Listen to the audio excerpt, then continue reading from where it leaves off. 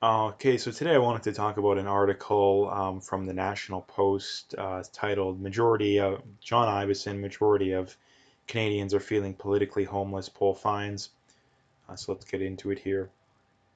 Um, One of PG Woodhouse's best gripes or quips concern the confusion of ideas between AB. Okay, that doesn't really matter. Let's see here. Last week I posted the idle thought on Twitter um, that there seemed to be a lot of people who feel politically homeless. The flood of responses suggested that was indeed the case. So we asked pollster John Wright at Maru Political Opinion to try to quantify the level of disenchantment. He polled 1,505 adults and found nearly 6 in 10, 57%, feel politically homeless compared to 4 in 10 who feel they have a party that they can call home. We're a nation of political cynics, or at least disillusioned idealists. Um, well, one third say it will be easy for them to choose a party in the coming election. The poll suggested another third will grudgingly find accommodation in a political home, but they're open to persuasion in the meantime. Further 20% say they're truly homeless and will be forced to make a choice come election day, while 13% they are so disappointed they won't even make a choice. Wright asked respondents who said they feel politically homeless to name two things in each party that made them feel that way. For the Liberals, it was the leader and economic/tax policies. For the Conservatives, it was the leader and the party's social policies. For the NDP, it was economic/tax policies and social policies, not the leader. For the Greens, it was the party's ideological stance and economic tax/policy. Um, so again, like notice a pattern here. Notice a pattern here. Um, for all of the leftist parties, it was economic/tax policies. Now, I think it would be safe to assume that the reason for that is because the left on all levels um, is pushing further and further to the left. Right? They want more taxes, they want more regulation. They can never have enough taxes, they can never have enough regulation. So um, Canadians are making it very clear that they don't want more taxes and regulations. So I'll get into that too. Another thing that I found that is something that I definitely expected that doesn't surprise me at all is that um, for the Conservatives, it was the leader in the party's social policy. So um, what I'm guessing here, and well, I would be probably 99% sure in making this assertion, but again, I'm not 100% sure in that. People are still brainwashed into thinking that the conservatives still don't believe in gay marriage and abortion and all that kind of stuff, right? Which isn't true on average, right? They just kicked out the most prominent social conservative in the party. So this is the problem when it comes to this stuff is that when it the main reason why people feel politically homeless is that they still believe the garbage they were told in schools and the garbage they're told on TV. Right, and they're telling people too they can't stand the far left massive taxes, endless regulations. Like they can't stand that, but yet they keep voting for it. Like let's read a little bit more and I'll get into it more. The upshot is that support for all the parties is soft and voters could yet be persuaded. Political parties are never going to give you anything you want. Um, but what it says to all parties about the one third who say they're comfortable with their current home is that voters could go in any direction, and leaders and parties are going to have to earn their vote.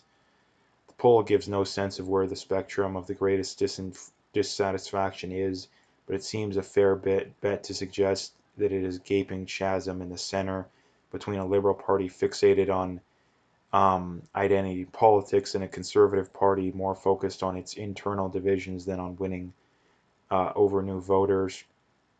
Since most politicians are by definition partisan, they can't appreciate the ideological overlap that exists among voters.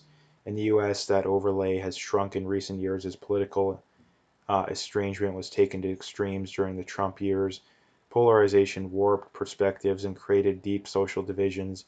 A voter group study before November election suggested that 1 in 5 Americans believed violence could be justified if the other side triumphed. Um, Again, I got to stop this because this guy's making some pretty crazy assertions. And again, I find it very funny that the left always asserts that the National Post is this right wing political outlet, which they may call themselves right wing, but I've never met a conservative or a right winger that talks about how great the National Post is. So again, he makes some pretty crazy assertions here. The first one being the Conservative Party definitely has a lot of problems when it comes to internal divisions, but Aaron O'Toole has made it very clear. Like I don't think the guy could make it any more clear that his goal is to move to the center, which they've already did, to try and win over new voters. Like how much more clear could he make it? So again, there's this gaping chasm in the center. Well, yeah, there is, but the main reason is that um, the big political hiccup is that people still think, again, people have been told the lie that the liberals are center left, which anyone with a functioning brain can figure out is not true. But they also still believe the lie that the conservatives are still clearly on the right, which isn't true. The conservatives are by any rational definition center, if anything, center left. The only reason that the conservatives appear right wing is because you're comparing them to far left parties. And again, the same thing goes in, again, this guy clearly doesn't know what he's talking about in that. Um, I don't know what poll he cited here, but I seen a similar poll here as well from Gallup. So again, I know it's reliable in that if you look at over the Trump years, the amount of conservatives that said it's okay to use violence to get to for political motives went down, and the amount of the left was the exact opposite. So this is something I can't stand about people these days too, is that again both sides share their fair share of responsibilities, but let's stop pretending that reality isn't the case, right? There's no massive right wing push for political violence these days, but there is on the left. And all you need to do to prove that is by simply utter the words Antifa and Black Lives Matter. Regardless of whether you agree with them or not, they're both very violent groups, right? So they'll cite the insurrection, which again, it wasn't an insurrection, right? There was um, literally no guns recovered that day, right? If the goal was an insurrection, why was nobody armed? Why was the biggest thing that the things that went down, the guy in the buffalo hat? Like if the goal was insurrection, it was the least organized insurrection in history. And the fact that the government really could care less about what was going on kind of pointed to the fact that they knew there wasn't a legitimate threat, right? So again, when this guy says that 1 in 5 Americans believe violence could be justified, the other side triumphed. What he doesn't tell you is that it's overwhelmingly the left that supports violence. No, it's not to say there isn't any right wingers, but it's not the same on both sides. Political traditions in Canada have always been less tribal. They're not right about that anymore. I think Canadian politics is every bit as tribal nowadays as American politics. Maybe not in the past, but definitely nowadays. Um, it was Trudeau's iteration of the party that is the outlier, as one liberal put on Twitter. The prime minister's supporters consider Chrétien era grits to be alt-right. The Liberals may be taking a great pleasure in O'Toole's misfortune over the climate change issue, but the poll suggests there is no great enthusiasm out there for 4 more years of Justin Trudeau. He won the 2019 election with 33.12% support, 200,000 fewer voters than the Conservatives, and recent polls have the Liberals in the same range. Many party supporters, including some MPs, lament he is running a printing press, not a government. His concern about intergenerational fairness has led to limited to climate change, and he appears indifferent to passing debt to future generations. The Prime Minister's handling of the pandemic has earned mixed reviews. The hundreds of billions handed out in income support have muted criticism over the government's failure to protect people over the early days of the virus, not to mention a vaccine rollout that feels like it's proceeding at the pace of a coastal erosion. But it is in his plan for the Great Reset that is likely to provide a ballot question. O'Toole has at least recognized the status quo as untenable for his party and is attempting to move its center of gravity to where the voters are. Again, like I don't understand. He literally like right before then he kind of made it seem like oh the conservatives are still clearly on this on the right wing, right? Again, I don't know how people can be this insane, but anyway, his pledge to provide security and certainty for working families suggests a conservative party that is trying to adapt to the forces of populism and at its root putting wider interests of common people ahead of sectional or special interests. In his speech last Friday, he offered a vision of a modern party that would use industrial policy to drive private sector action and build environmental and economic resilience while not lumbering future generations with debt. It was the kind of notion that may have given some politically homeless voters hope that they found somewhere to hang their hats. But the climate change vote the next day was a reminder that his party, in which he contrarians and the cranks carry disproportionate weight. A lot of people who might have voted for the Conservatives might not be able to swallow that, said Wright. At least this poll will alert the parties to another confusion of ideas. They think they're providing Canadians with good political options while the majority of voters don't. Instead, there is ferment and restlessness. The challenge for Canada's federal parties is to provide an imaginative response. Now, again, like this guy doesn't understand politics, and for one simple reason. Um, well, I mean, at least there's many reasons that I went into already, but the big one is, and again, if you don't understand this, you're someone saying it's not even funny if you ask me, in that if you are a conservative, right, regardless of where you stand on the political spectrum, like Aaron O'Toole could say he agrees with Justin Trudeau on everything, right? He could adopt the woke stuff. He could adopt all the woke social policy, all the let's have massive taxes and endless regulations and let's run massive deficits until the dollar collapses. Aaron O'Toole could adopt all that stuff, but as long as he has conservative next to his name, he's not going to change the vast majority of people's minds who are on the left. If you are in politics these days and you don't understand that basic concept, again, I don't even have words for you. Like, that is one of the first things you should figure out when it comes to politics. Again, look at Trump. Trump was pro gay marriage, pro marijuana legalization, at least on the state level. He was more anti war than any of the previous, at least 3 or 4 presidents. Those were the big issues that the left always wanted in a Republican politician.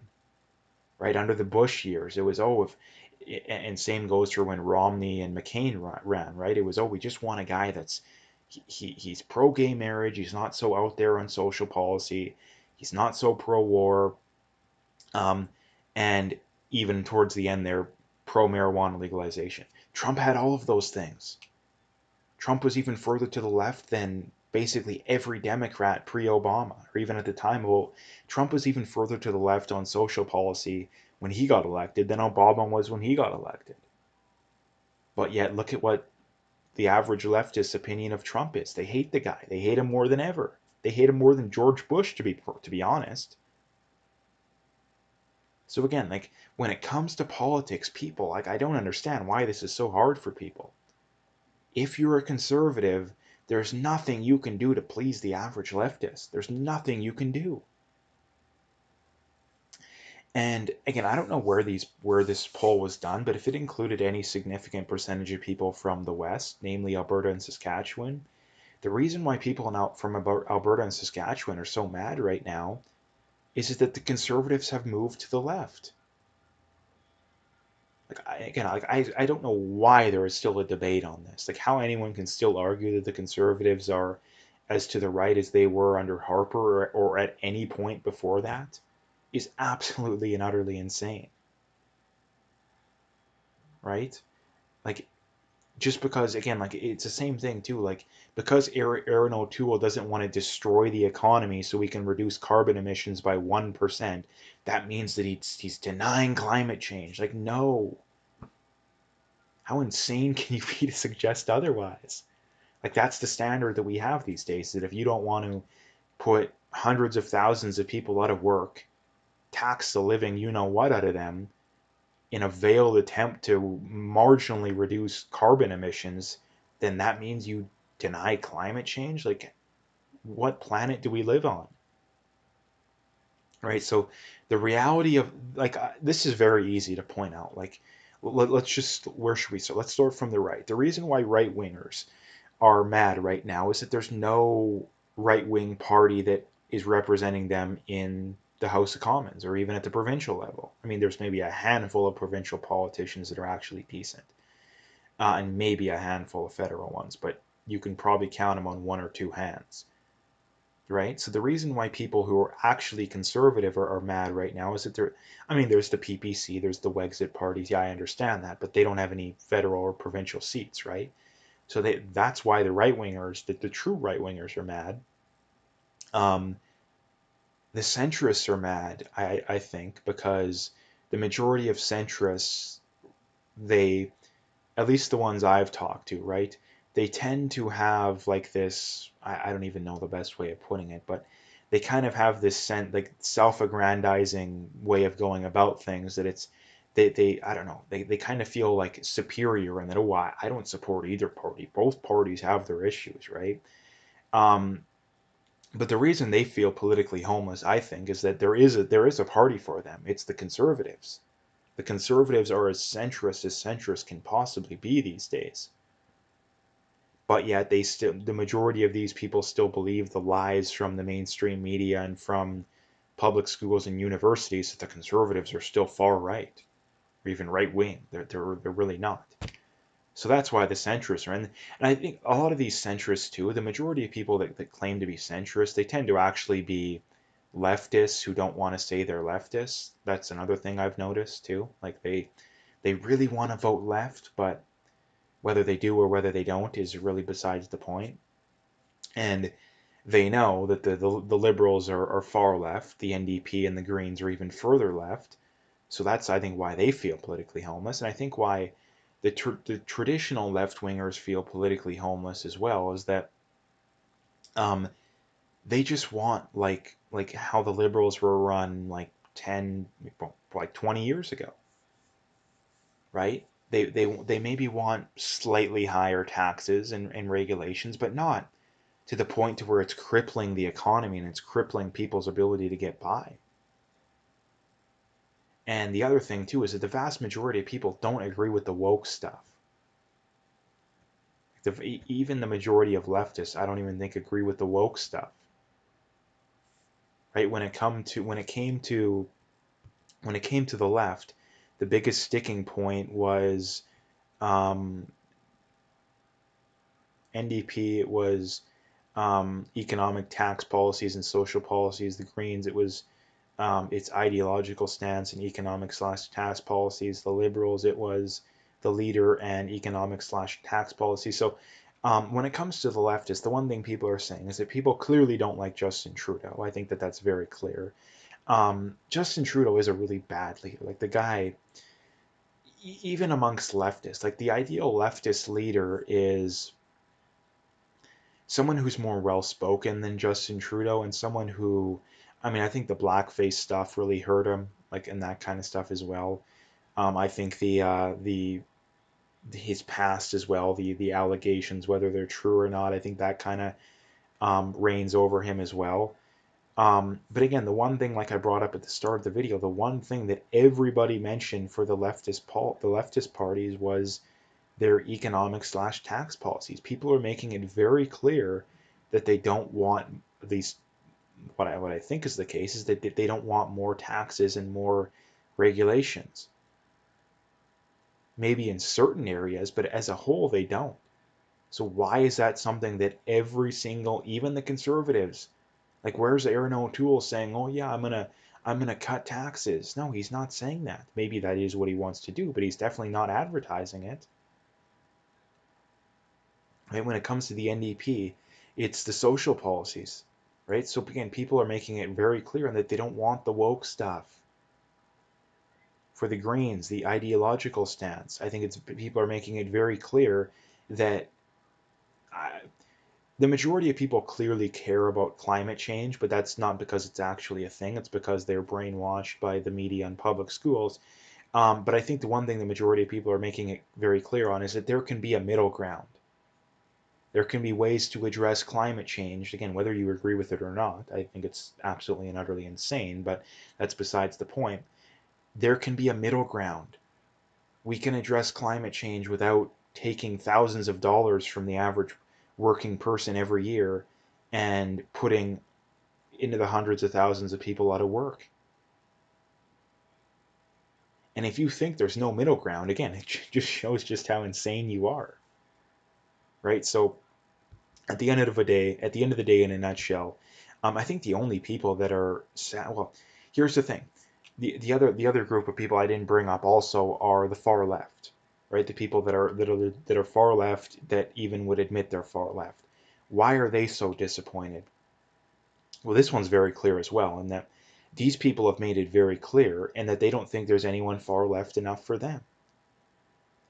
Like I follow one of these pages on Instagram. The person who runs it's like gotta be. It's honestly it's like a parody page, to be quite honest. Like the stuff they post, it's like so partisan. It's like not even funny. But again, like I've talked to the person directly, and they say no. Like Justin Trudeau isn't far left enough. Even Rachel Notley, right? So this is like let's just sum it up in a nutshell here. If you're on the right, you're upset because there's no party that there's no legitimate support you have.